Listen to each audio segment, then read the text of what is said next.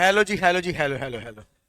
ठीक है, हमने इसको दिया था होमवर्क में आपको कि किसको मानेंगे गुड्स और किसको मानेंगे सर्विस। आई रिपीट रिपीट, किसको मानेंगे गुड्स और किसको मानेंगे सर्विस। ये मैंने आपको पढ़ के आने बोला। अबे सप्लाई तो सब है, सप्लाई बन चुकी, अब गुड्स है कि सर्विस है ना।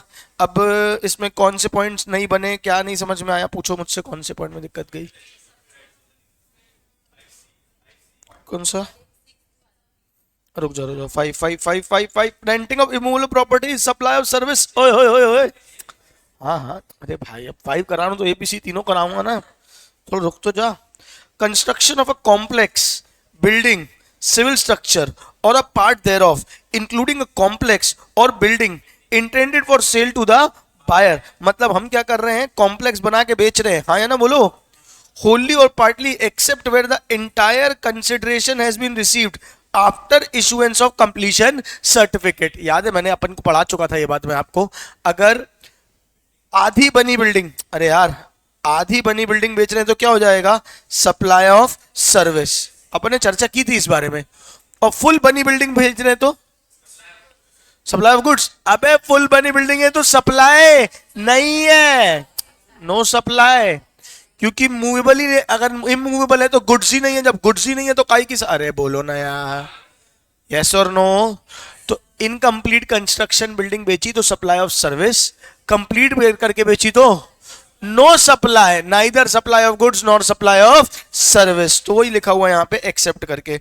Real estate companies generally open booking of flats even before the consideration is started, construction is started, and allow customers to pay the price in installments spread over the number of years until the possession of flat is granted.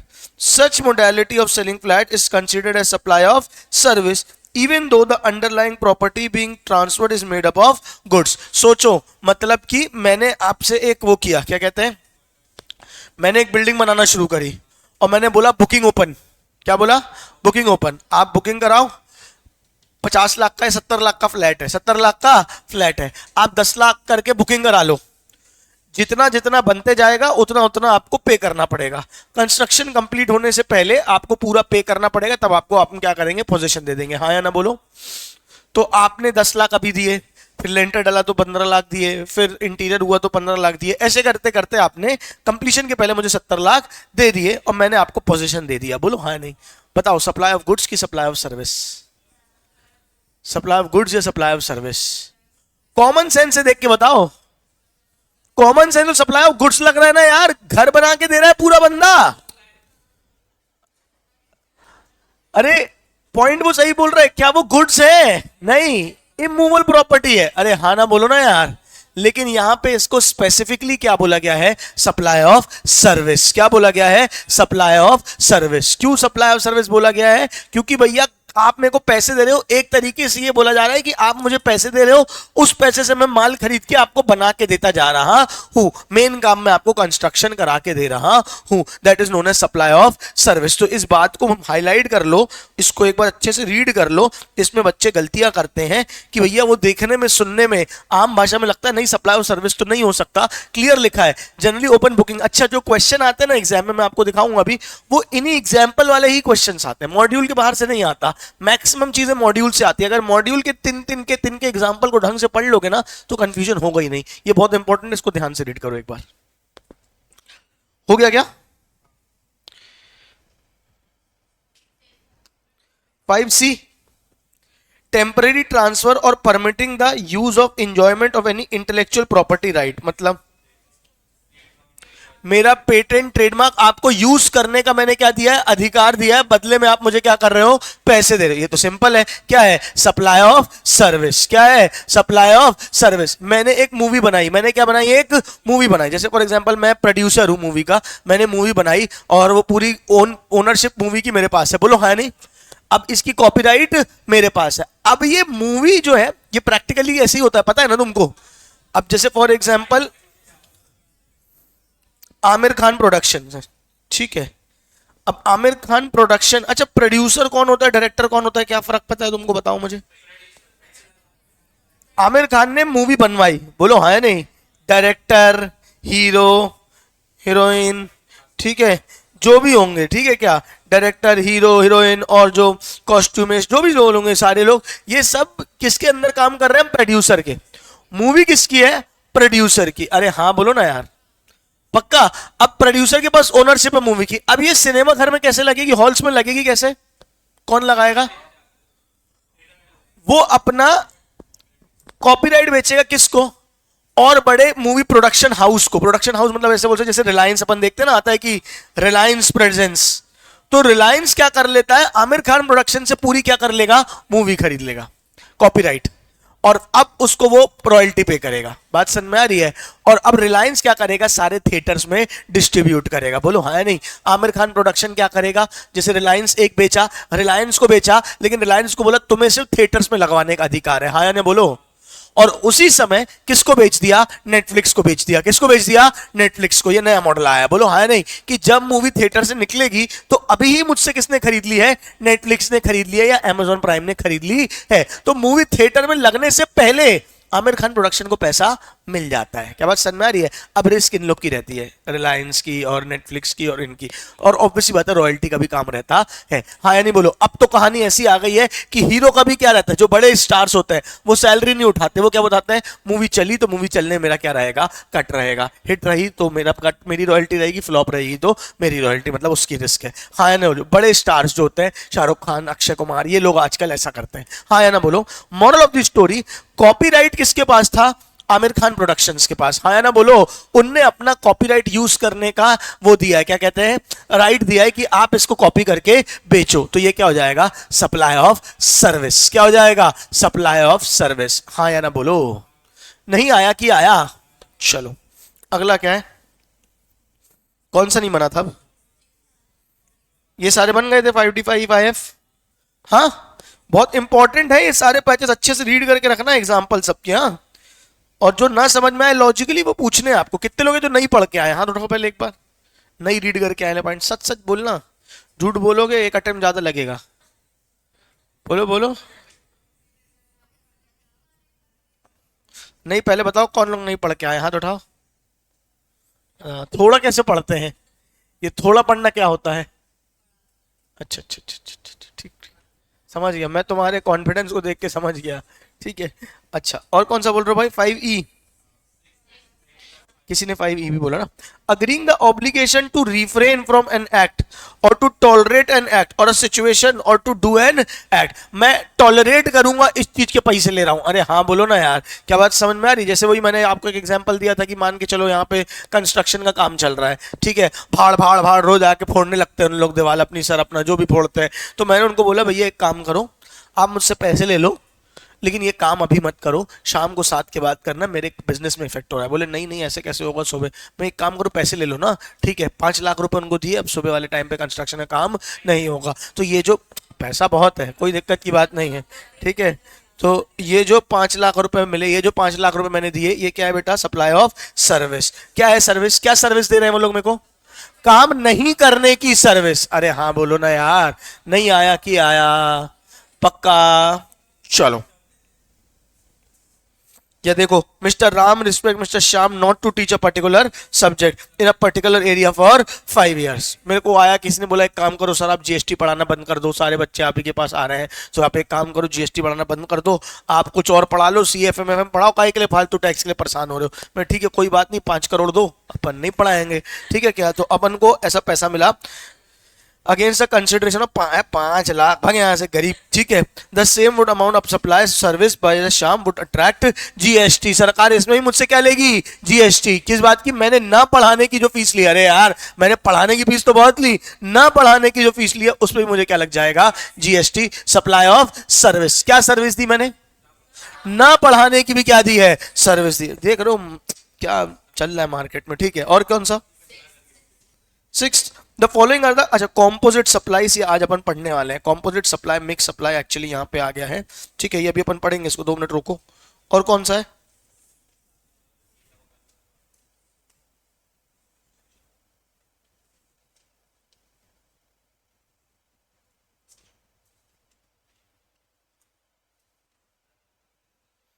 चलो ये ऊपर वाले clarifications भी पढ़ेंगे अपन ना, अभी ये पढ़ने हैं अपन को, याद दिलाना मुझे, ठीक है, इंपॉर्टेंट है वो। अभी अपन पढ़ रहे हैं स्केड्यूल 3, अपन ने शुरू किया था नहीं किया था, नहीं किया था। क्या होता है स्केड्यूल 3, क्या बोलता है स्केड्यूल 3, बताना जरा। अरे ना सप्लाई ऑफ गुड्स है ना सप्लाई ऑफ सर्विस है। अरे मैं तो कहता हूं ये सप्लाई ही नहीं, अरे हाँ या नहीं बोलो। वो तो बोलता है ना, मैं तो कहता हूं आप पुरुष ही नहीं महापुरुष है, महापुरुष, ठीक है। तो वैसे ही वाला है कि अ supply of, neither a supply of goods, neither a supply of goods nor a supply of service. देखी वाली पिक्चर तुम लोगों ने, महापुरुष है वाली। मैं तो कहता हूं आप महान है, प्रधान है। अरे वो अंदाज अपना अपना नहीं देखी तुम लोग ने? अरे अंदाज अपना अपना, आमिर खान और सलमान, अरे बढ़िया पिक्चर है बहुत, one of my favourite movies, अंदाज अपना अपना। ठीक है, एक बार तुम लोग,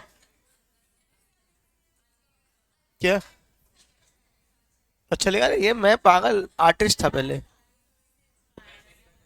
मेरे को बीमारी है तो किसी बीमार इंसान का मजाक उड़ाते हो, तुम लोग को शर्म नहीं आती है? तुम ही लोग के कारण बच्चे डिप्रेशन में जा रहे हैं, ठीक है। चलो क्या है, नाइदर सप्लाई ऑफ गुड्स, अरे यार 10 बार बता चुका हूं। एम्प्लॉयर ने एम्प्लॉय, सॉरी बार बार उल्टा बोलता हूं, एम्प्लॉय ने एम्प्लॉयर को सर्विस दी, क्या जीएसटी लगाओगे? neither supply of goods nor supply of service, service by an employee to the employer in the course of relation of his employment, अपने employment के तहत, अपने employment के तहत अगर आपने कुछ काम किया तो उसमें क्या हो जाएगा, नो सब। अच्छा सुनना ध्यान से, ठीक है। फॉर एग्जाम्पल एक कंपनी है, से ऐसा नो, आप उसके एम्प्लॉय हो, ठीक है, you are a company secretary, say yes और नो, आप उस कंपनी क्या हो, एम्प्लॉय हो, और वहां पे एज ए सीएस काम करते हो। बदले में जो सैलरी मिलती है, सप्लाई होगी कि नहीं होगी? सप्लाई होगी कि नहीं होगी? नहीं, अरे एम्प्लॉयर एम्प्लॉय रिलेशनशिप है, सप्लाई नहीं होगी, जीएसटी नहीं आया, यहां तक तो क्लैरिटी है ना। अब ये कंपनी का जो डायरेक्टर है, इसकी बीवी है,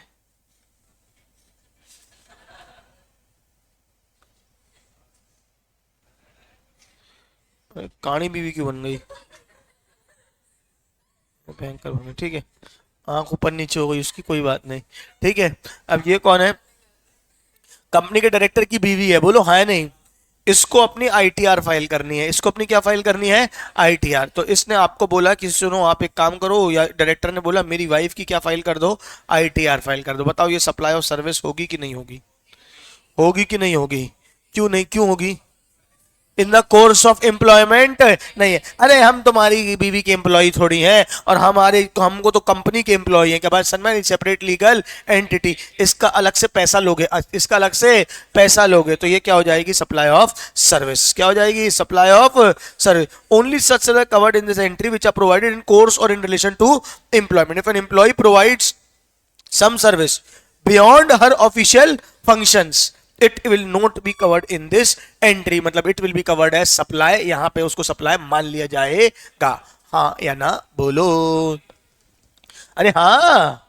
चलो अगला क्या है, सर्विस बाय कोर्ट और tribunal establish under in law और टाइम बीइंग इन फोर्स। अरे यार कोर्ट सबको, जो न्याय है वो सबके एक्सेस में होना चाहिए, हमारे देश में न्याय सबके एक्सेस में होना चाहिए, हर किसी को क्या मिलना चाहिए, इंसाफ मिलना चाहिए। अरे हाँ बोलो ना यार, कानून के हाथ लंबे होने चाहिए ताकि वो मुजरिम तक पहुंच पाए।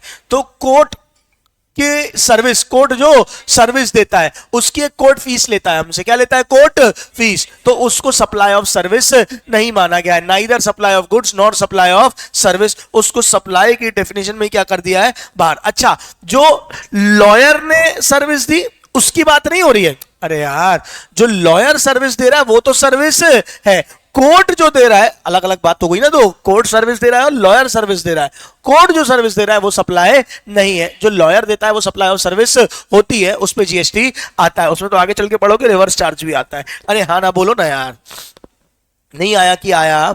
Legal filing fee taken by court for petition in lieu of it service not considered as supply, ठीक है, आया कि नहीं आया।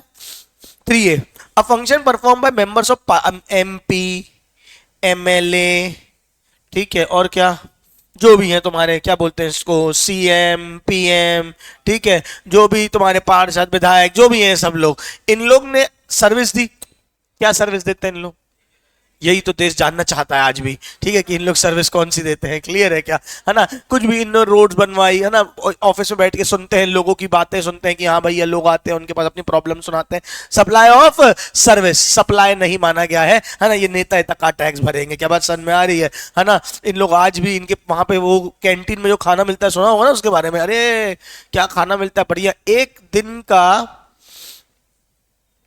पार्लियामेंट का खर्चा, एक जो अभी जिस सेशन चल रहे हैं, एक सेशन का खर्चा कुछ लाखों में होता है, सिर्फ एक घंटे का, पर एक घंटे का जो सर खर्चा होता है। और वहां पे जाके इन लोग क्या करते हैं, एक दूसरे को कुर्सी मार के आ जाते हैं, हमारे टैक्स के पैसे का ये कर रहे हैं, है ना। वहां हमारा इतना महंगा जो सेशन हो रहा है एक, पर उन लोग को सैलरी मिलती है ना इस चीज की, सिटिंग फीस मिलती है, और खर्चा पूरा चलाने खर्चा लाखों में होता है एक दिन का, है ना। और वहां पे जाके क्या करके आ जाते हैं, रणवीर अवलावती ने जोक सही मारा कि ये मैटर है हमारे देश में, बताओ, ठीक है, कोई बात नहीं, चलने दो बेटा। The functions perform by member of parliament, member of legislator, member of panchayat, member of municipality, member of local authorities, MP MLA, ठीक है। एग्जाम्पल, जज of supreme court of India is constitutional post, remuneration receive by them shall not be subject to GST, supply नहीं माना जाएगा। Duty perform any person holds any post in pursuance of provisions of the constitution in the capacity, या तो MP MLA हो, या तो constitution के जज की आपको क्या मिली है, पोजीशन मिली है, तो वो सबको भी सप्लाई नहीं बोला जाएगा। The duties perform by any person as chairperson or a member of director or a body established by the government, ICAI, ICSI, ये सब के आप क्या हो, मेंबर हो, चेयरमैन हो, ठीक है क्या, और स्टेट गवर्नमेंट और local authority who is not deemed as an employ before the commencement of this CBDT is a body established by central government, chairman, member, director who are not an employee of these bodies shall be out of GST। employee नहीं होने चाहिए, employee में हो तो GST लग जाएगा, है ना, वो तो वैसे भी नहीं लगेगा, एम्प्लॉयर एम्प्लॉय में तो वैसे ही नहीं लगता, एम्प्लॉय नहीं भी हो तो भी नहीं लगेगा, क्योंकि आप अगर डायरेक्टर वगैरह हो तो ये सब चीजों में आपको नो सप्लाई बोल दिया गया है। अरे हाँ ना बोलो, एग्जेम्प्ट नहीं किया क्या है, कोई भी एग्जेम्प्ट वर्ड यूज नहीं कर सकता। एग्जेम्प्ट में और नो सप्लाई में क्या फर्क है बताओ। पहले सप्लाई बनी, मतलब सारे कंडीशन पार हुए, गुड्स और सर्विस भी है, सप्लाई भी है, कंसिडरेशन भी है, रजिस्टर्ड पर्सन भी है, ओ माय गॉड सप्लाई है, एक काम करो एग्जेम्प्ट कर दो, एक काम करो एग्जेम्प्ट कर दो। अरे हाँ ना बोलो ना यार। और दूसरा क्या है, सप्लाई ही नहीं है। अरे मतलब समझो कि शादी करना ही नहीं चाहते हैं ये, तो क्या है, सप्लाई ही नहीं है। शादी करना चाहते हैं लेकिन हो नहीं रही है, अरे यार एग्जेम्प्ट कर दिया गया है, तो वो क्या है बेटा, है ना। क्या हो गया बहन, गुस्सा हो गई, मुझे लगा शादी की बात हो जाएगी तुम्हारी, टेंशन नहीं लो तुम, ठीक है, मुझे लगा उठ के आ गए, बोले बोल कैसे रहे हो आप, ठीक है, तो ऐसा होता है। अरे हाँ या ना बोलो। पीछे वाला पंखा चालू कर लो, फैसला कर लो आपस में, पंखा पंखा लड़ना। अरे हाँ या नहीं बोलो। अरे बेटा अभी जैसे फॉर एग्जाम्पल,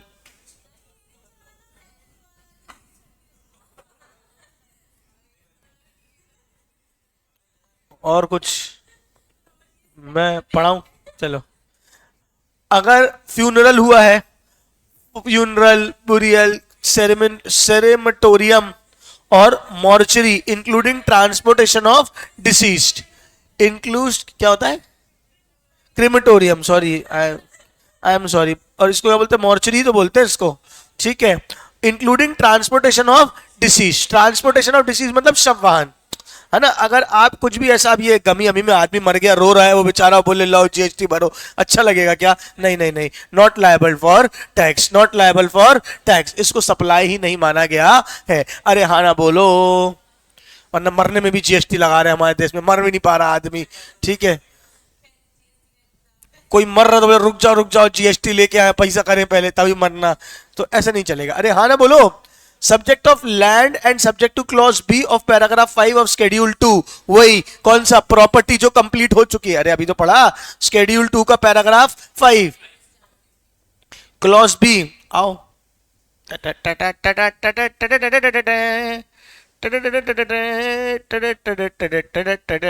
ये भी तो पढ़ा है। अरे हाँ ना बोलो ना यार। समझे क्या, कंप्लीट हो गई बिल्डिंग या खाली लैंड बेचा तो उस पर भी सप्लाई नहीं माना गया, उस पर स्टैम्प ड्यूटी वगैरह ले लेते हैं तो उसमें जीएसटी से उसको बाहर रखा गया है, बोल दिया गया है निकल बाहर यहां से। अरे हाँ ना बोलो ना यार। चलें आगे चलें। एक बार कितने पॉइंट हो गए देखो जरा। पहला क्या था? Employer employ, court tribunal. Third के अंदर क्या था? एमपी एमएलए, कॉन्स्टिट्यूट, सीएस नहीं बे, हाँ हाँ, सीएम पीएम। पलट गई ना, पहले सीएस बोली थी ना, अरे बेटा। ठीक है, उसके बाद क्या है? कॉन्स्टिट्यूशनल पोजीशन में कोई आपने वो रखी है, पोजीशन होल्ड करी है, ठीक है। और क्या है? चेयरपर्सन हो जहां पे आप एम्प्लॉई नहीं हो, तो उन सबको क्या बोल दिया गया है? क्या बोल दिया गया है? ठीक है। और सर्विस ऑफ फ्यूनरल, सेरम क्या बोलते हैं, क्रेमेटोरियम, मॉर्चरी, शव वाहन, तो नॉट लायबल टू टैक्स। ठीक है क्या? जमीन बेची, जायदाद बेची, जमीन बेची, जायदाद बेची, कंप्लीट करके बेची तो स्टैम्प ड्यूटी लगेगी, नो जीएसटी। बनने से पहले ही बेच दी, पार्शल बनी हुई बेची, तो सप्लाई ऑफ सर्विस। अरे हाँ बोलो ना। अब आ जाओ एक्शनेबल क्लेम्स में। एक्शनेबल क्लेम्स क्या होते हैं? पढ़ा होगा तुमने लॉ में। अरे यार पूरा लॉ पढ़ लियो, और कितना लॉ पढ़ना बचा तुम लोग को। एक्शनेबल क्लेम्स, अरे मतलब जैसे कि शेयर्स, सिक्योरिटी, जो क्लेम्स वगैरह है ना, फॉर एग्जांपल इसमें और क्या हो जाता है? Betting, lottery, gambling, horse race, ठीक है, कसीनो, इन सबको, ये सब एक्शनेबल क्लेम्स के एग्जांपल है। बोलो है नहीं? नॉर्मली एक्शनेबल क्लेम्स को बाहर रखा है एक्सेप्ट कुछ, एक्सेप्ट कुछ। ये जो मैंने लिस्ट बनाई ना, ये एक्सेप्ट वाले हैं, यानी इन पे जीएसटी लग जाता है। किस पे? लॉटरी में, बेटिंग में, गैम्बलिंग में, हॉर्स रेस, कसीनो में जाओ तो वो ना पैसा ही सब गोवा में हार के आओ जाके, तो उस पे जीएसटी लग जाता है। Actionable claims other than specified actionable claims. और स्पेसिफाइड कौन से मैंने आपको बता दिए, ठीक है। अरे हाँ ना बोलो। अच्छा अब सुनना ध्यान से। ये जो देश है मेरा, स्वदेश है मेरा, मैंने बाहर से माल मंगाया। अरे हाँ ना बोलो ना। और माल मेरे देश में आया। अरे ये माल नहीं, सॉरी, हाँ ये माल, गुड्स आए। अरे हाँ ना बोलो। अब होता क्या है, सुनना ध्यान से। ये ये होता है कस्टम बाउंड। अरे क्या हो गया, तुम लोग को पगला रहे हो? ये कस्टम अथॉरिटी है, हाँ ना बोलो। जब तक आप कस्टम से क्लियरेंस नहीं करवाओगे। अबे क्या हो गया भाई, क्या हो गया अभी का बेटा? डॉक्टर को दिखा दो बेटा, कोई बात नहीं, साथ होता है। बोलो डोज बढ़ाए, डॉक्टर को बोलो, ठीक है। सुन लो, अबे सुन लो, सुन लो, ठीक है। तुम लोग मजाक मजाक में पूरा जीएसटी का सिलेबस खत्म हो जाएगा, फिर बोलोगे पता नहीं क्या हो गया, ठीक है। तो कस्टम से क्या कराना पड़ता है? क्लियरेंस कराना है। जब तक क्लियरेंस नहीं हुआ तब तक इंपोर्ट नहीं हुआ। अरे हाँ बोलो ना यार। कस्टम से क्लियरेंस के बाद ही क्या माना जाता है? इंपोर्ट माना जाता है ना। क्लियरिंग फॉर हाउस बोलते हैं उसको, घर ले जाने के लिए रेडी है। यहीं पे कस्टम ड्यूटी लगती है। अरे यहीं पे क्या लगती है? Custom duty. और यहीं पे क्या लगता है? जीएसटी। अरे हाँ बोलो ना यार। लेकिन लेकिन लेकिन अगर ऐसे माल आ रहा था और इंडिया आने से पहले ही मैंने क्या कर दिया, मेरे को किसी ने बोला हेलो हाँ सामान मंगाया फॉरेन से, मैंने कहा हाँ मंगा। बोले क्या मंगा? बोले खिलौने मंगाए बच्चों के खेलने के। बोले कोई बात नहीं हमको भेज दो। मैंने चाइना से आ रहा था और यहीं यहीं दुबई भेज दिया, तो यहीं से गाड़ी घूम के कहाँ चली गई?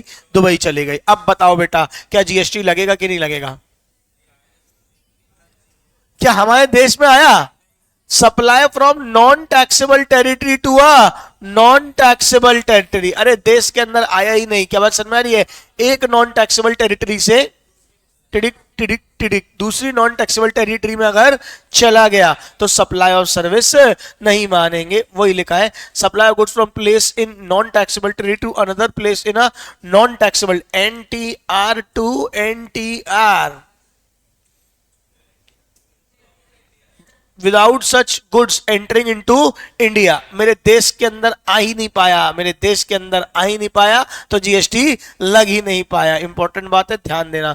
Commonly called as third country export, this category of transport transaction has been specifically included in schedule 3, यानी neither supply of goods nor supply of service. The effect is that supply of goods consigned directly from a place in a non-taxable territory to a place in a non-taxable territory without such goods touching the Indian shores shall not be treated as supply, thus not liable to tax. वही बात लिखी हुई है, हाँ ना बोलो, पक्का। आइए, supply of warehouse goods, ये देखना क्या होता है वेयर हाउस गुड्स, समझना। ये जो देश है मेरा, लो यहाँ पे श्रीलंका ही बना देता हूँ, ठीक है। अरे सही तो बना भाई, अब नीचे साउथ बना है पूरा एक, अब आगे का समझ लो, अब क्या पूरी नक्शा थोड़ी बनाता बैठूंगा। देखो ध्यान से, सुनो सुनो सुनो, गुड्स इंपोर्ट किए, गुड्स क्या किए, अब मैंने इंपोर्ट किए थे तो क्लियरिंग कराना मेरा काम होगा। जब क्लियर कराऊंगा तो क्या लगेगी, कस्टम ड्यूटी और जीएसटी। यहां तक मेरे साथ हो।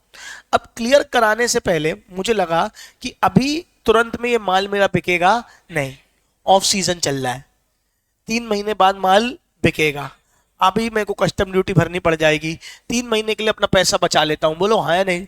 तो सरकार ने क्या कर रखे हैं, यहाँ पे कस्टम में यहीं पे वेयर हाउस बना के रखे हैं, सरकारी वेयर हाउस है। मैंने अपना माल क्या करा दिया, वेयर हाउस में रखवा दिया। काय में रखवा दिया, वेयर हाउस में रखने का मुझे वेयर हाउस को किराया देना पड़ता है सरकार को, लेकिन मुझे कस्टम ड्यूटी नहीं लगती है, क्योंकि कस्टम ड्यूटी कब लगती है, जब मैं यहाँ पोर्ट से क्लियर करा के होम क्लियरेंस में लेके जाऊं। मैं होम क्लियरेंस में लेके ही नहीं गया, हाँ है ना बोलो, और मैंने गुड्स काय में रखे हुए हैं, वेयर हाउस। अरे हाँ बोलो ना यार।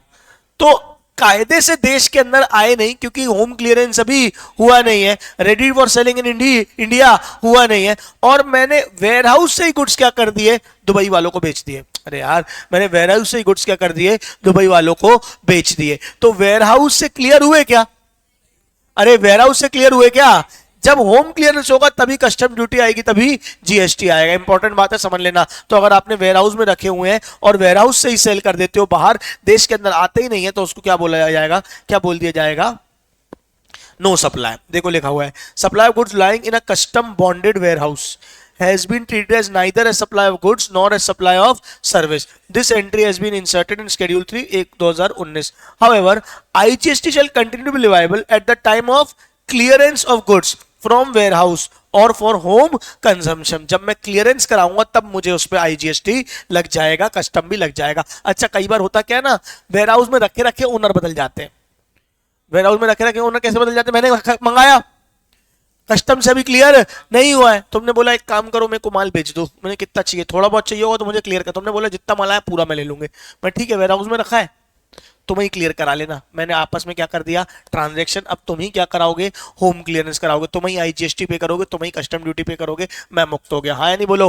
कुल मिला के आईजीएसटी और कस्टम कब लगेगा, कब लगेगा, at the time of clearance of goods from warehouse और फॉर होम कंजम्पशन, दोनों में से किसी भी केस में आपको लगेगा। लाइडो लिमिटेड, इंपोर्टेंट, बढ़िया नाम है, ठीक है, imported chocolates and fill into bond bill of entry for storage of chocolates into custom bonded warehouse. उन्होंने क्या किया, एक वो भरना पड़ता है, ठीक है, बॉन्ड भरना पड़ता है, बॉन्ड बिल बोलते हैं उसको, वो भरा कस्टम में वेयरहाउस में रखने के लिए। While the goods were in still in the warehouse, Lido limited sold such chocolates to Mayo limited. उनने रखे रखे क्या कर दिया, मायो लिमिटेड को बेच दिया। Finally, Maido Limited filled the ex-bond bill of entry and cleared such chocolates for home consumption. Clear किसने कराया, Maido ने। In this situation, the sale transaction between Lido and Maido Limited is not treated as supply and thus not liable to GST. जो मैंने home clear, सुन रहे हो ना भाई, मैं खुश होते रहो बस साले, ठीक है। होम कंजम्पशन के पहले ही अगर मैंने क्या कर दिया, क्लियरेंस के वाले बेच दिया, तो वो सप्लाई नहीं है, जीएसटी नहीं लगेगा, सिर्फ एक ही बार वो वाला बंदा भरेगा। जो मैंने आपको बेचा वो वाला ट्रांजैक्शन क्या हो गया, मुक्त हो गया। कुल मिला के वही नहीं हो गया, नॉन टैक्सेबल टेरिटरी से नॉन टैक्सेबल टेरिटरी वाली बात वही तो हो गई। होम क्लियरेंस जब तक नहीं हुआ है तब तक खेलते रहो जितना खेलना है, जिस दिन होम क्लियरेंस कराओगे उस दिन जीएसटी और कस्टम लगेगा। हाँ या ना बोलो, अरे हाँ। Last, supply of goods by the consignee to any other person by endorsement of documents of title to the goods after the goods have been dispatched from the port of origin located outside India but before clearance of home consumption। वही मतलब वहां से ship चली, यहां पे port तक पहुंची नहीं थी, होम क्लियरेंस नहीं हुआ था, उसके पहले ही मैंने किसी और को बेच दिए। उसके बाद मैंने मंगाए थे और मैंने बेच दिए, अविका को मैंने बेच दिए गुड्स। किसको, अविका को। अभी देश के अंदर गुड्स तो इसको अभी क्या बोला जाएगा, सप्लाई नहीं माना जाए। Lower limited imported consignment of lipsticks from Italy, Italy से लिपस्टिक्स मंगाई, ओहो। Before the clearance of such consignment for home consumption, Lower limited sold the imported lipsticks to Elmart by endorsing the bill of lading. The sale transaction between Lore Limited and Elmart shall not be considered as supply, thus not chargeable to tax. 8 वाला point बहुत important, 8A 8B दोनों important है, ध्यान से एक बार पूरा ही read कर लो, लेकिन इसको ध्यान से पढ़ लो एक बार, ठीक है। कुल मिला के शेड्यूल 2 ही इंपॉर्टेंट है, आगे चल शेड्यूल 3 ही इंपॉर्टेंट है, हम भूल जाते हैं पूरा, तो अच्छे से रीड करो पूरे शेड्यूल 3 को, जल्दी करो फिर आगे बात करेंगे।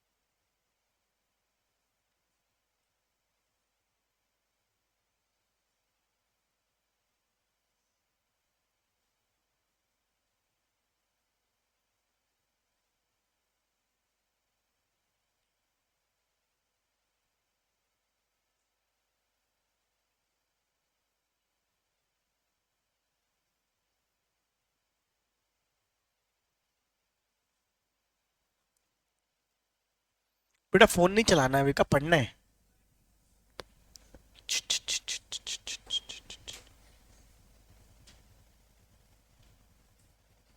चलो आगे बात करें, उसके पहले मैं होमवर्क देना चाहता हूँ कुछ स्पेसिफिक, कुछ कुछ लोगों को, है ना। अभी का बेटा ये केस लॉ कल तुम पढ़ के आओगी, है ना, और कल समझाओगी केस लॉ ये वाला पूरा, आपकी जिम्मेदारी है ये, है ना। आप ही हमको समझाएंगे ये वाला केस लॉ कि इसमें क्या हुआ था, आईआईटी मद्रास एलुमनी एसोसिएशन वाला, ठीक है। तो मैं यहाँ पे लिख देता हूँ नाम, सेकंड भी तुम ही समझा दोगी क्या, ठीक है, ठीक है, कोई बात नहीं, ठीक है। 2 केस स्टडीज तुमको पढ़ के आनी है, अरे कभी तो आओगी, कहाँ जाओगी। चलो चलो यहां तक हो गया, अरे हाँ ना बोलो। आइए अब एक अपन करके इलस्ट्रेशन डिस्कस करते हैं, एक बार एक एक दो दो करके फटाफट, ठीक है। Mr Akshay dealer sell washing machine of 30,000 to earn a profit, does it qualify as supply. हाँ अरे भाई वॉशिंग मशीन बेची, supply of goods. Mr Ram an unregistered person wants to do MBA abroad, विदेश से MBA पढ़ना चाहता है। He takes education consultancy service from a UK based consultant for 10,000. Does it qualify as supply? क्यों क्यों क्यों क्यों? Import of service, whether in course of furtherance of business or not. Personal भी है तो भी सप्लाई मान लिया जाएगा। Section 7(1)(b। अरे हाँ ना बोलो ना यार, नहीं आया कि आया। ABC Limited manufacture company scraps, ABC Limited manufacturing company scraps old plant and machinery due to renovation of manufacturing facility. The company has taken ITC on the plant and machinery, so scrapped without consideration. Does it qualify as supply? Machinery थी उसको scrap कर दिया, ITC ले चुके हैं, ITC ले चुके हैं, लेकिन ये विदाउट कंसिडरेशन दी है। होगा कि नहीं होगा? होगा। यहाँ पे स्पेसिफिक लिखना पड़ेगा। स्केड्यूल कौन सा बोलो? स्केड्यूल 1। अरे यार विदाउट कंसिडरेशन, अरे हाँ ना बोलो, ठीक है। और यहां पे लिखना पड़ेगा कि आईटीसी ले चुका है, ठीक है। Big limited provides management technical services without consideration to small limited. Big limited ने स्मॉल लिमिटेड को मैनेजमेंट कंसल्टेंट टेक्निकल सर्विस दी है without consideration, in which big limited has controlling rights. यानी बिग लिमिटेड का स्मॉल लिमिटेड क्या है? Controlling rights है, यानी रिलेटेड है दोनों आपस में, बोलो हाँ या नहीं, ठीक है। These technical service have been provided to benefit the entire group, does it qualify as supply? Without consideration deem distinct person, ठीक है, as per section 71C schedule 1, देखो लिखा है शेड्यूल 1, सप्लाई ऑफ गुड्स और service between related person is treated supply even without consideration, ठीक है क्या, deemed to be related person if one of them directly indirectly controls the other has continuing controlling rights, तो ये मान लिया जाएगा। Clear है क्या? अच्छा सुन लो ध्यान से, होमवर्क है, इनके आंसर्स को ऐसे पढ़ना कि लिखना कैसे है, सिर्फ यस नो थोड़ी लिख के आओगे। जैसे एक बार इसकी लैंग्वेज देखो ना, ये वाला आंसर पढ़ो अभी, section 171C,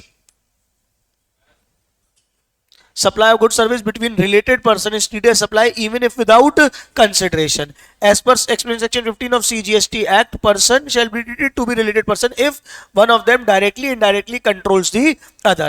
Since big limited has controlling rights of small limited, they will be treated as related person and the said transaction will qualify as supply as per schedule 1 section 7. हाँ या ना बोलो, हमने सारे section 7 पढ़े हैं, हाँ ना बोलो ना यार, दो ही section पढ़े, section 7 section 9 याद है, 5 उसका दूसरे एक्ट का, अरे हाँ या ना बोलो, नहीं आया कि आया। चलिए, अमेरिकन एक्सप्रेस प्राइवेट लिमिटेड में एक काम करो ना, 5 मिनट लो, सारे पॉइंट्स खुद से रीड करो अभी, सारे इलस्ट्रेशन, 3 इलस्ट्रेशन है, तीनों रीड करो, जो ना बने पूछो मुझसे, अभी करोगे अभी करोगे अभी करोगे।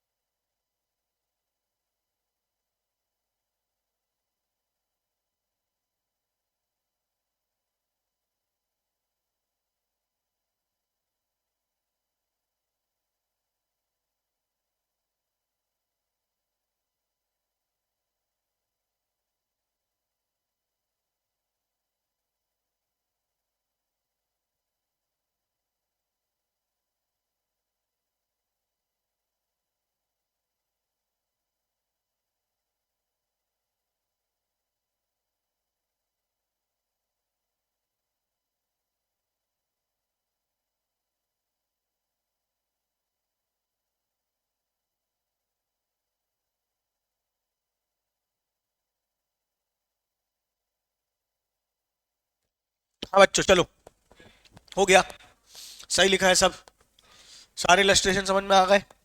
चलिए आइए अब नया कॉन्सेप्ट पढ़ते हैं। एक होता है, सुन रहे हो, एक होता है कॉम्पोजिट सप्लाई।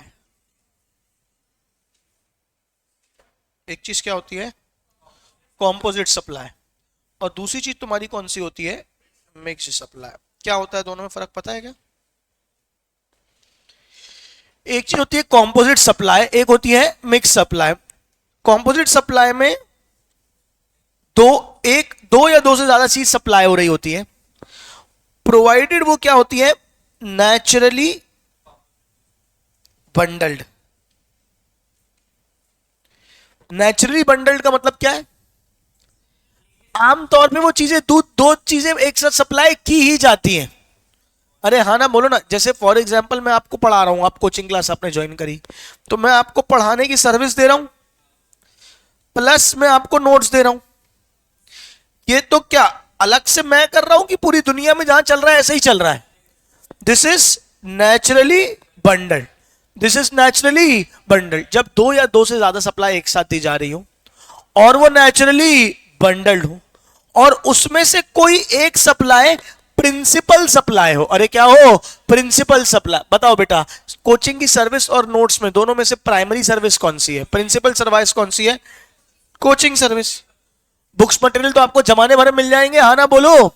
मेरा मटेरियल आप यूज ही क्यों कर रहे हो, क्योंकि मुझसे पढ़ रहे हो। अरे हाँ बोलो ना यार, नहीं आया कि आया। तो ये क्या हो गई, two or more supplies which are naturally bundled. इनमें से कोई एक सप्लाई कौन सी होती है, प्राइमरी सप्लाई, तो उसको क्या कहा जाता है, कॉम्पोजिट सप्लाई। क्या कहा जाता है, कॉम्पोजिट सप्लाई। अच्छा, उसको सप्लाई ऑफ गुड्स मानेंगे कि सप्लाई ऑफ सर्विस, ये सबको डिपेंड करेगा क्या, कि प्राइमरी कौन सी है। अगर जो चीज प्राइमरी है वो क्या है, सप्लाई ऑफ सर्विस है, तो सप्लाई ऑफ सर्विस। प्राइमरी चीज है वो सप्लाई ऑफ गुड्स, जैसे यहां मैंने आपको दिया, तो जो बुक्स है वो गुड्स है, और टीचिंग सर्विस है, तो प्राइमरी क्या था, सप्लाई ऑफ सर्विस। तो क्या मान लिया जाता है, सप्लाई ऑफ सर्विस। आप रेस्टोरेंट जाते हो, रेस्टोरेंट में आपको खाना मिलता है और वो आके आपको सर्व भी करते हैं, बोलो हाँ नहीं, तो फूड भी मिल रहा है और सर्विस भी मिल रही है, वहां पे उसको क्या बोला गया है तो कॉम्पोजिट सप्लाई, है तो कॉम्पोजिट सप्लाई, लेकिन इसको सप्लाई ऑफ सर्विस ही माना गया है। के बाद समझ में आ रही, वहां रेस्टोरेंट में जाके खाना बना के मिलना और आपको सर्व होना, ये प्राइमरी सप्लाई। हाँ या ना बोलो। आप होटल में रुकते हो, ठीक है, आपने रूम लिया रेंट पे, समझ रहे हो क्या, आपने रूम लिया रेंट पे और अगले दिन आपको कॉम्प्लीमेंट्री ब्रेकफास्ट मिला, हाँ या नहीं, आपको अगले दिन क्या मिला, कॉम्प्लीमेंट्री ब्रेकफास्ट। तो ये जो कॉम्प्लीमेंट्री ब्रेकफास्ट है और ये कॉम्पोजिट सप्लाई हो गई ना, एक हो गया आपको रूम रेंट और दूसरा क्या हो गया आपका ब्रेकफास्ट। अरे हाँ बोलो, तो ये भी क्या है, composite supply, naturally bundle. Industry में नॉर्मली ऐसा चलता ही है। और प्रिंसिपल सप्लाई कौन सी है, प्रिंसिपल सप्लाई कौन सी है, रूम रेंट की सप्लाई। प्रिंसिपल सप्लाई कौन सी है, रूम रेंट की, वो तो आपको कॉम्प्लीमेंट्री ब्रेकफास्ट अपने दे दिया है। हाँ या ना बोलो। नहीं समझ पा रहे हो कि समझ पा रहे हो? लग सा क्यों नहीं लग रहा है कि समझ पा रहे हो?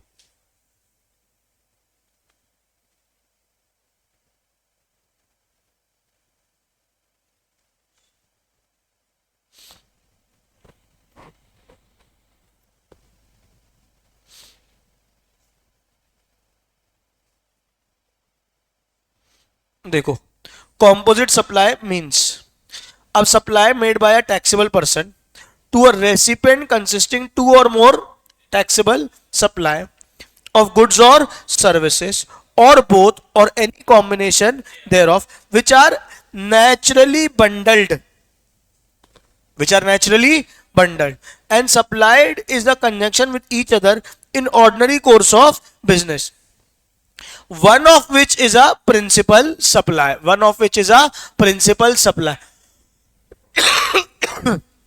आया कि नहीं आया? अब एग्जांपल देखो, सुरवम manufactures entered into a contract with XYZ for supply of readymade shirts packed in a designer box at XYZ limited outlet. आप मेरे को शर्ट रेडीमेड मैन्युफैक्चर करके एक डिजाइनर डब्बे में पैक करके आप मेरे को दोगे। Further Survana manufacturers would also get them insured during the transit, रास्ते में उसका इंश्योरेंस भी वो हमको करा के देंगे।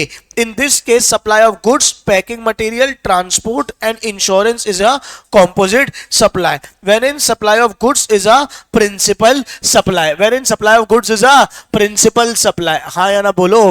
फॉर एग्जाम्पल हमने टीवी खरीदी, क्या खरीदी? टीवी। जैसे ये खरीदा, तो ये खरीदने के साथ उन्होंने हमको क्या बोला? हमने स्मार्ट बोर्ड खरीदा तो उन्होंने क्या बोला? इंस्टॉलेशन फ्री है। वो आके हमको, मतलब हमने खरीदा तो हमको घर पहुंचा के अगले दिन सर्विस वाला आके इंस्टॉल करके देगा। अरे हाँ बोलो ना यार। तो एक तो सेल की ट्रांजैक्शन है और साथ में इंस्टॉलेशन। अरे सुन रहे हो, ऐसे ही तो होता है। घर में वाटर कूलर लगवाओ, कुछ भी लगाओ, इंस्टॉलेशन वाले आते हैं ना अगले दिन। तो supply of goods as well as supply of service. लेकिन प्राइमरी क्या है? Supply of goods. सिर्फ इंस्टॉल करने आ जाएगा क्या भैया बिना मशीन के? तो वो मशीन तो खरीदनी पड़ेगी ना पहले। तो वो क्या हो जाता है? Supply of goods. When a customer buys a TV set and he wants warranty and maintenance contract with the TV, this supply is composite supply. In this example supply of TV is a principal supply, warranty and maintenance service are ancillary. हाँ या ना बोलो। तो ये तो कौन सी हो गई? Composite supply. कौन सप्लाई हो गई? कॉम्पोजिट। मिक्स्ड क्या होती है? कॉम्पोजिट है नहीं, मतलब दो एक से ज्यादा सप्लाई यहां भी है, पर ये नेचुरली बंडल्ड नहीं है। कैसे बंडल्ड है? आर्टिफिशियली बंडल्ड है। क्या है? आर्टिफिशियली बंडल्ड है। मतलब हम जानबूझ के दो चीज मिक्स करके आपको दे रहे हैं, अलग अलग ही बिकती है। जैसे एग्जांपल देता हूं, मैंने वो देखा है, एक वो गिफ्ट आता है ऐसे, इसमें काजू होते हैं, इसमें बादाम होता है, इसमें नमकीन होता है, और क्या नहीं अच्छा लग रहा है, पिस्ता रहता है। चलो, या नेजे को क्या बोलते हैं? नेजे को क्या बोलते हैं हिंदी मुझे पता नहीं है। नेजे नेजे होते हैं ना, सिंधी में बोलते हैं नेजे। क्या बोलते हैं नेजे को? नेजे नहीं बता रहे, कुछ नहीं पता तुम लोग को, छोड़ो। अरे व्हाइट कलर के इतने बड़े से रहते हैं वो नेजे। चुप शक्कर मारा। ड्राई फ्रूट होता है व्हाइट कलर का। वो पिस्ता बोल रही है, मेरे को पिस्ता नहीं पता होगा क्या बे? नहीं तो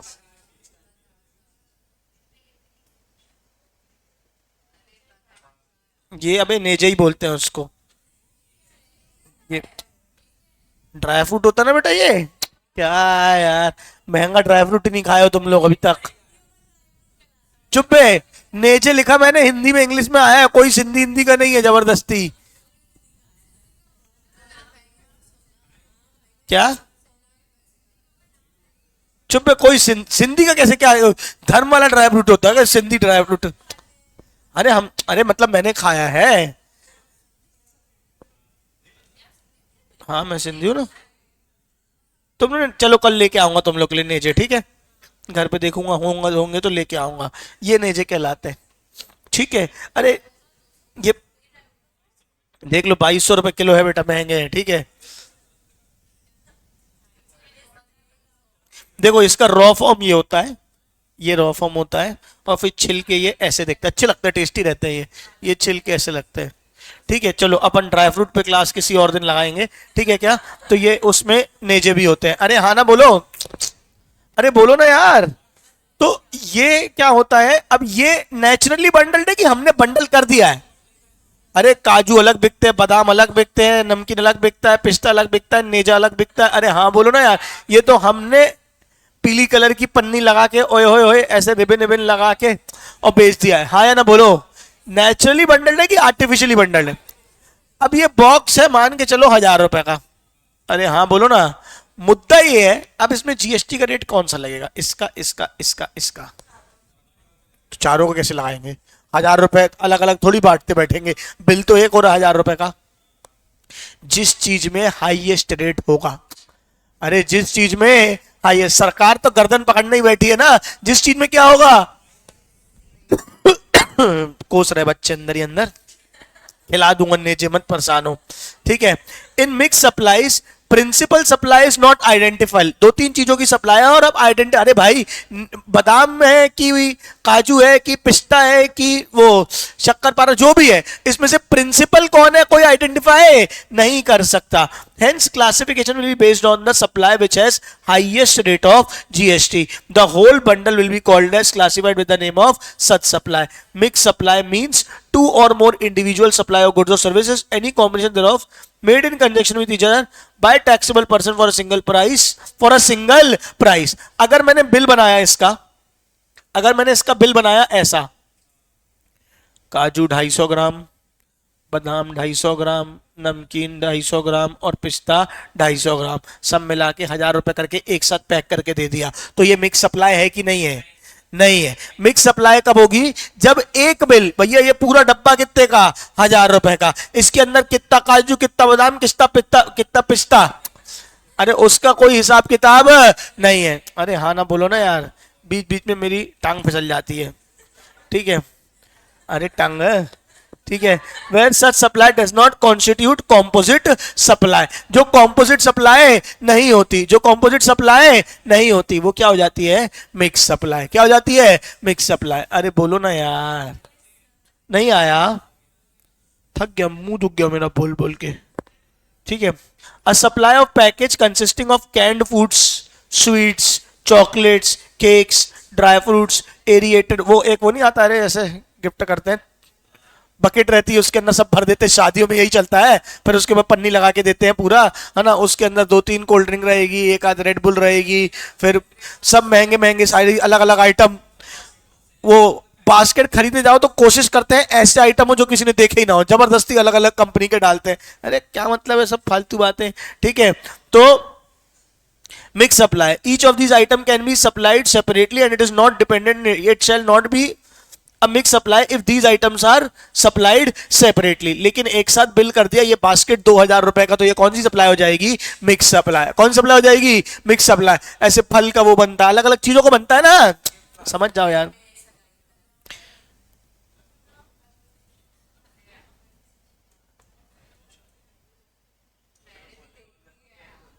देखो इंपॉर्टेंट बात, ये देखो,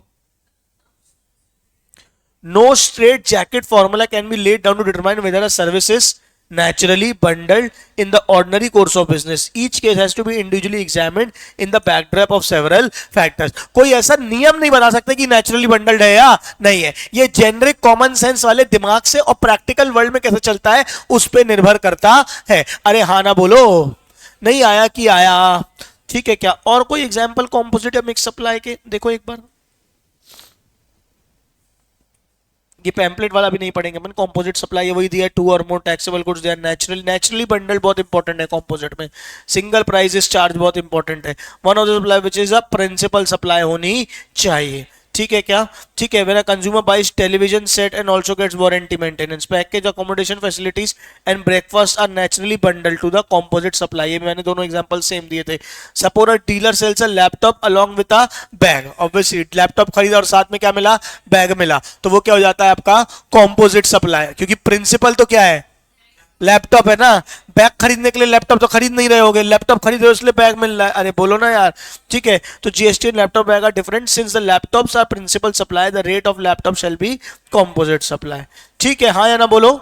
ये two or more taxable supplies deliberately bundled, वहां था नेचुरली, यहाँ क्या था?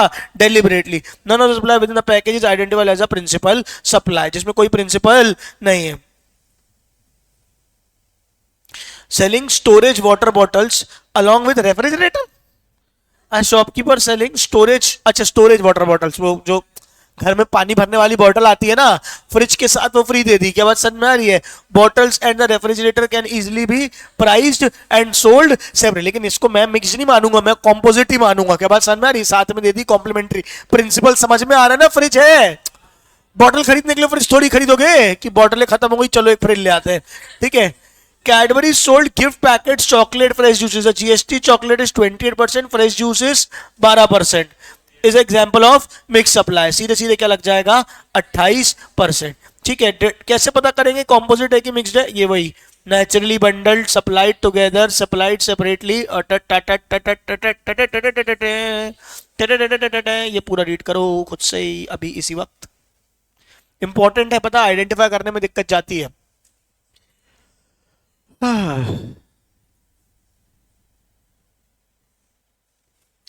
राधा राधा रटते रटते बीती रे उमरिया, राधा राधा रटते रटते। मैं राधा राधा, मैं राधा कृष्ण को मानता हूँ, क्या फर्क, एक ही बात है। हाँ भाई, कोई भी एक चीज प्राइमरी है तो कॉम्पोजिट, और कोई भी प्राइमरी नहीं है तो मिक्स्ड। क्या रे, बोल रही भैया राधा राधा रटते, हाँ तो क्या दिक्कत है उसमें, नालायक।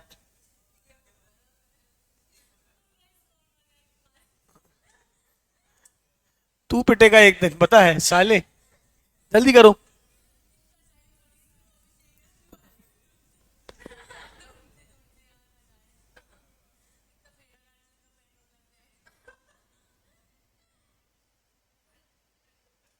अब सुनना ध्यान से, इंपॉर्टेंट बता रहा हूं, सुनना, ये कुछ क्लेरिफिकेशंस आए थे, ये क्लेरिफिकेशंस इंपॉर्टेंट है, इनको ध्यान से पढ़ना चाहिए हमको। मैं आपको बता रहा हूं, सुनना ध्यान से। मैंने बुक छपवाई, क्या छपवाई, बुक। तुम प्रिंटिंग प्रेस वाले हो, ठीक है।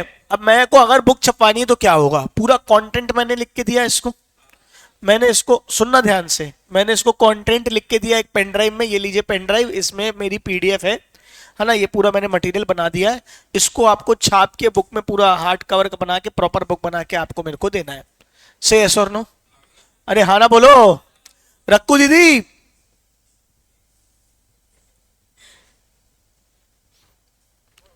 तो तुमने रक्कू दीदी को बोलना मुझे बुक छप के आइए दे दो एक, अपन प्रैक्टिकली देख लेते हैं ना कैसे होता है।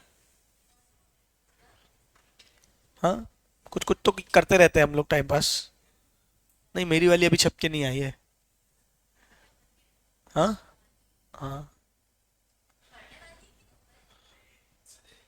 सारी बुकें पढ़ने वाली ही होती हैं, चाहे नॉवल भी क्यों ना हो, होती तो पढ़ने वाली, बिना बिना पढ़ने वाली कौन सी बुक होती है। हाँ, एकेडमिक है कि नॉवल है, ये बड़ा रहेगी तो पढ़ने वाली ना। कहाँ है, रखो। अरे वो एक बुक दो ना जो छप के आई है अपनी सीएस दुनिया की, तू बुला के लाया बस। कोई बात, ठीक बेटा, ठीक ठीक ठीक, समझ गया मैं। चलो ठीक है, तो अगर कोई बुक छप के आई, अभी आ रही है बुक छप के, ठीक है, आई गई आई गई आई गई, आओ हाँ, दो दो दो दो दो वो वाली दो, लाल वाली दो, लाल वाली, हाँ ठीक है। ये बुक है, आप देख सकते हैं सीएस दुनिया की, है ना, ये हमने बुक छपवाई है। आगे ये अभी और छप के आएंगे सारे सब्जेक्ट्स की, ठीक है। ये बुक छप के आई, बोलो हाँ। अब तुम प्रिंटिंग प्रेस वाली हो, आओ इधर आओ, इधर आओ, प्रिंटिंग प्रेस वाली। मैंने तुमको, अरे पेन ड्राइव थी ना,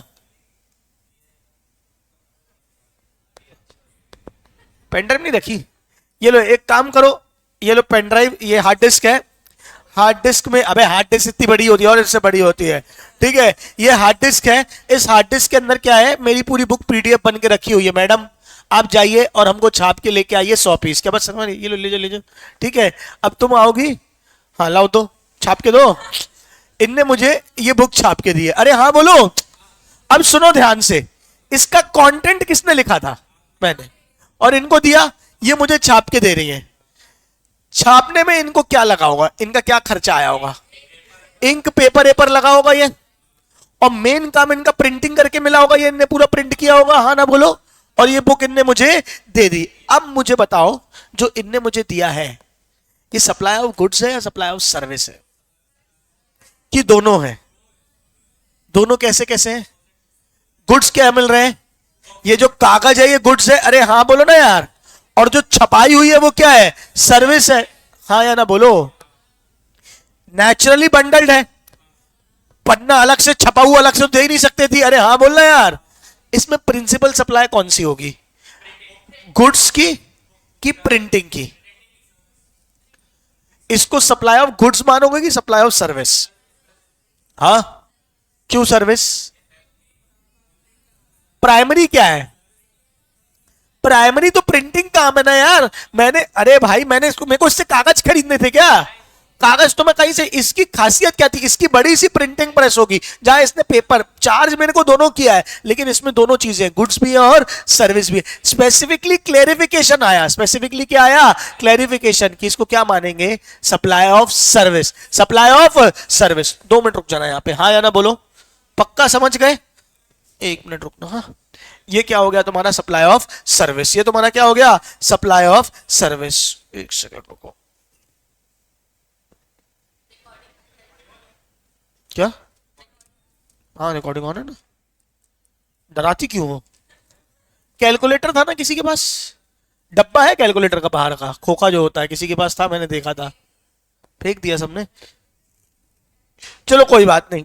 फॉर एग्जाम्पल अपन कैलकुलेटर खरीदते हैं, क्या खरीदते हैं, मैं कैलकुलेटर का मैन्युफैक्चरर हूं, से ऐसा और नो, वो एक डब्बे में आता है। अरे हाँ बोलो ना यार। वो डब्बा मैंने किसी एक प्रिंटिंग प्रेस को दिया और मैंने कहा ये डब्बा मुझे छाप के दो, वो डब्बा मुझे पूरा डब्बा बना के दो ना, आप मुझे एक बॉक्स रेडी करके दो, मुझे एक बॉक्स रेडी करके दो जिसके अंदर मेरा ये कैलकुलेटर आ जाए, आप मुझे एक बॉक्स रेडी करके दो जिसके अंदर ये मेरा क्या आ जाए, कैलकुलेटर आ जाए। तो ये वो मुझसे ये खुद बॉक्स खरीदेंगी, बॉक्स बनाएंगी, उसमें मेरी कंपनी का नाम छापेंगी, सारे करेंगे, और मुझे सिर्फ खाली बॉक्स, जैसे मिठाई के डब्बे होते हैं, हाँ ना बोलो, इनने मुझे वो डिलीवर किया और अब उसके अंदर मैं कैलकुलेटर भर के बेच रहा हूं, हाँ या ना बोलो। इसमें उनने क्या किया, वो बॉक्स बनाया प्लस उसमें छापा, से यस और नो। अब बताओ ये सप्लाई ऑफ गुड्स है कि सप्लाई ऑफ सर्विस है? बॉक्स के ऊपर नाम भी छपे, बॉक्स के ऊपर नाम भी छपा है ना, तो सप्लाई ऑफ गुड्स भी और सप्लाई ऑफ सर्विस। प्राइमरी क्या है यहां पे, प्राइमरी क्या है, गुड्स। क्यों प्राइमरी गुड्स है, क्योंकि यहां पे कंटेंट इंपॉर्टेंट नहीं है, यहां पे बॉक्स इंपॉर्टेंट है। अरे बोलो ना यार, जब मैंने अपना कॉपीराइटेड कंटेंट दिया था कि बुक छाप दो, तो वहां पे मेन चीज क्या थी, गुड्स का जो छपाई थी। अरे हाँ बोलो ना यार, ये क्लैरिफिकेशन पढ़ो। Supply of books, pamphlets, brochures, envelopes, annual reports, leaflets, cartoon boxes etcetera, printed with logo, design, name दिया है साफ साफ, ठीक है क्या, एड्रेस और other content supplied by the recipient of such printed goods are composite supplies, and the question whether such supplies constitute supply of goods or services would be determined on the basis of what constitutes the principal supply. Principal supply की definition दी है, supply of goods or services which constitute the predominant element, ये तो principal supply की definition है, and to which any other supply forming part of the composite supply। मतलब क्या, बस definition दी है, clarification ये है। In this case printing of books, pamphlets, brochures, annual reports and the like, where only content is supplied by the publisher or the person who owns the usage rights to the intangible inputs, while the physical inputs including paper used for printing belong to the printer, supply of printing, ठीक है, is the principal supply। ये दिया है, supply of printing is the principal supply and therefore such supplies would constitute supply of service falling under heading 998 of scheme of clarification of service। जहां पे content मैंने दिया है छापने के लिए, जहां पे कंटेंट मैंने दिया, ये लिखा है, ठीक है, साफ साफ लिखा है, where only content is supplied by the publisher, यानी कि or the person who owns the usage rights, the intangible inputs, while the physical inputs including paper use printing belong to the printer. तो इसको क्या बोल दिया जाएगा, supply of service. क्या बोल दिया जाएगा, supply of service. In case of printed envelopes, letter cards, printed boxes, tissues, napkins, wallpaper etcetera falling under printed with design, logo etcetera, supplied by the recipient of goods but made using physical inputs including paper belonging to the printer, predominant supply is that of goods and the supply of printing of the content is ancillary। इसमें content क्या है, ancillary है, और content क्या है, ancillary। For example तुम tissue paper बेचते हो, क्या बेचते हो, टिश्यू पेपर। मैंने कहा मेरे रेस्टोरेंट का नाम लिख के टिश्यू पेपर भेज दो, तो अब यहां पे टिश्यू पेपर प्राइमरी सप्लाई है, जो कंटेंट है वो एंसिलरी है। अरे हाँ बोलो ना यार।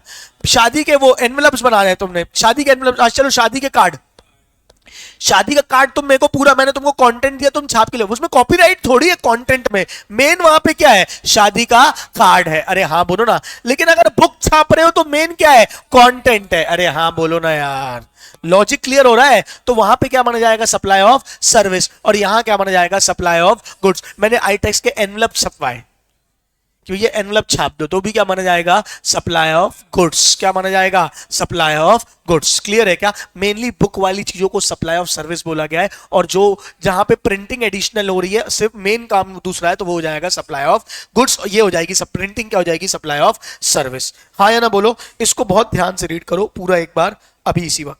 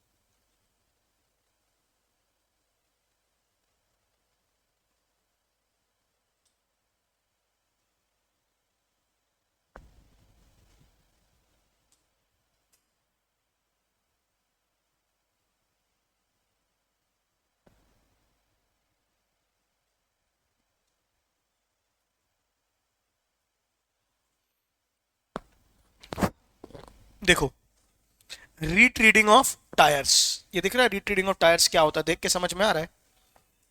क्या समझ में आ रहा है? पुराने टायर का पट्टा बदल के उसको ऑलमोस्ट न्यू करके रीट्रीट करके उन लोग देते हैं। क्या बात समझ में आ रही है? ये पूरा रिम पूरी सेम रहती है, ऊपर का वो उन लोग रबर भी उन लोग लगाते हैं, अपना सारी चीजें करके देते हैं। अब retreading of tyre is supply of goods या सप्लाई ऑफ सर्विस? मेन तो इसमें मटेरियल भी लगता है, रबर वगैरह। सप्लाई ऑफ गुड्स मानेगी कि सप्लाई ऑफ सर्विस? समझना, अगर टायर ही मेरा है और मैं ही उसको रीट्रीट करके एक बार में आपको टायर ही बेच रहा हूं, अरे हाँ बोलो ना यार, तो क्या है? Supply of goods. अगर आप पुराना टायर लेके आते हो, मैं रिट्रीट करके देता हूं, तो कहीं ना कहीं सप्लाई ऑफ सर्विस। नॉर्मली ऐसा होता नहीं है। नॉर्मली क्या होता है कि आप पूरा टायर ही क्या करते हो, नया ड्राइवर या तो नया टायर खरीदते हो तो रिट्रीट टायर्स खरीदते हो। देखो ना, ये लिखा है ना रिट्रीट टायर्स, कि ये है कि ये आपको पूरा रिट्रीट करके नया टायर ही आपको दे देंगे। अब पढ़ो यहां पे क्या लिखा है। is supply of goods or supply of service. In retreading of tires, which is a composite supply, the predominant element is process of retreading. Predominant element क्या है? Process of retreading, which is a supply of service. Rubber use for retreating is an ancillary supply. आप अपना tyre लेके आए, मैंने आपको उसको retreat करके दिया, तो क्या माना जाएगा? Supply of service. Which part of a composite supply is the principal supply must be determined keeping in view the nature of supply involved. Value may be one of the guiding factors in this determination, but not the sole factor. The primary question is that should be asked is what is the essential nature of the composite supply and what element of supply imparts the essential nature to be composite supply. Supply of retreated tires where the old tire belong to the supplier of retreat tyres, मतलब मैंने ही पुराना tyre उठाया, उसी को retreat किया और तुमको बना के बेच दिया, यानी वो क्या माना जाएगा? Supply of goods. क्या माना जाएगा? Supply of goods. तुम्हारे टायर को रिट्रीट करके दे रहा हूं, तो क्या माना जाएगा? Supply of service. हाँ या ना बोलो। रीड कर लेना इसको एक बार।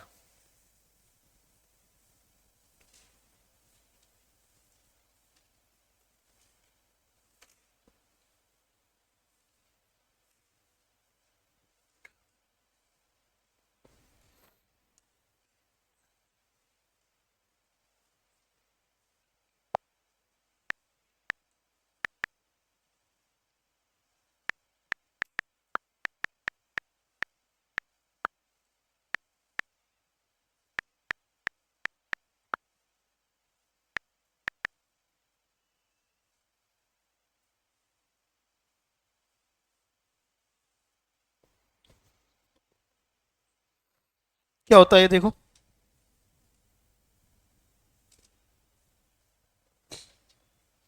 क्या होता है बताओ?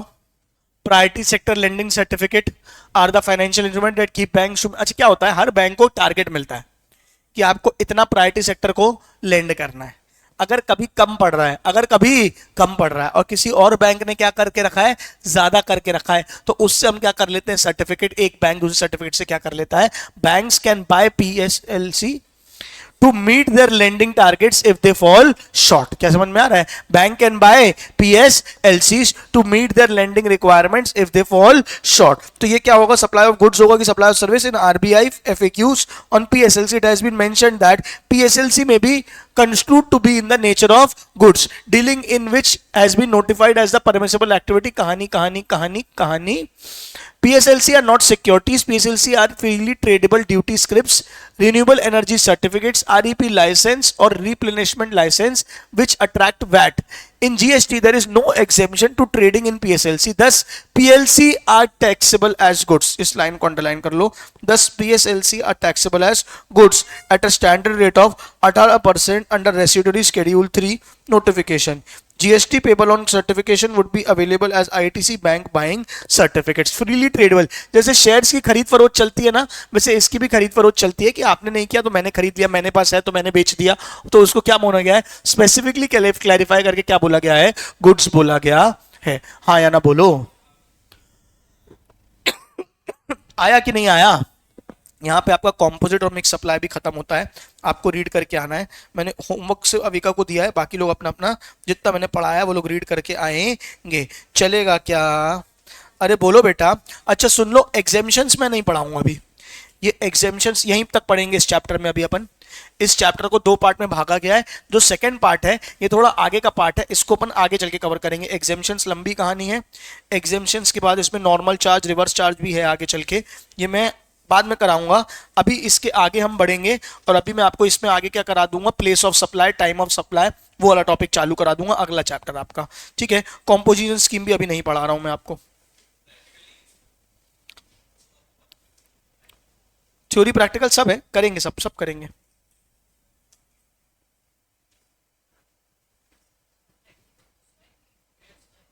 थ्योरी प्रैक्टिकल दोनों पूछते हैं इसमें. जीएसटी में थ्योरी का पार्ट रहता है अच्छा खासा. ठीक है, तो अपन वो भी करेंगे, न्यूमेरिकल्स भी करेंगे, न्यूमेरिकल के क्वेश्चंस भी करेंगे. चलेगा क्या? आज की